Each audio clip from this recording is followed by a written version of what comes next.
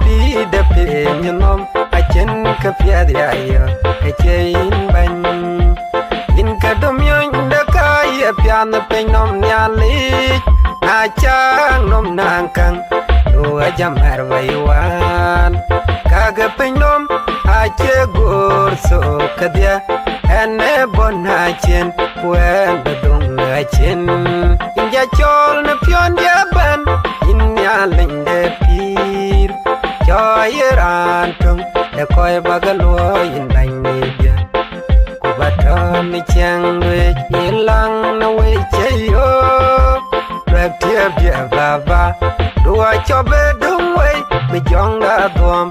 e ya dol no bom de dia dia kaga pinom yer ngom chi wil de deng a chaga wela ko gamin ban mate bamyoy cha jwera dit kagam badel yo kulchen inja chol na pion dia ban in ya ling de pir cho yeran tung de koy bagalo in ban ni dia ko baton ni chang we ka che pyo du lang ye yo chok jong da dom yong ye koy dom na kaga pinom in ya long ya na bi chem ka in cho te pinno we chi man we jok yo ka jen pan de koy gam queen inong Jerusalem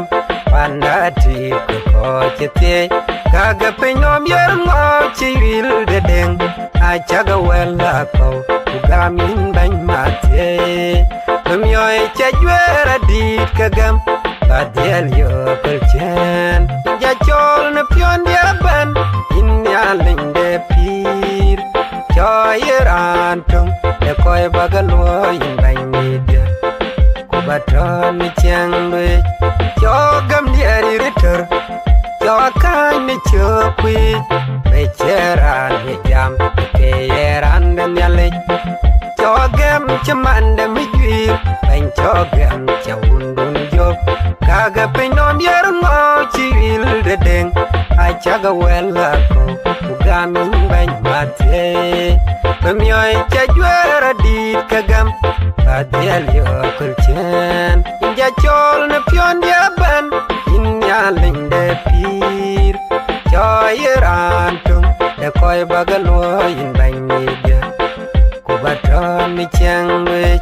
cho ye dur chaman de debit cho ye dur na bol butong atelim bukang ke kay twet ke dur do cho ye dur ke nong gu cho ye dur na me kuyet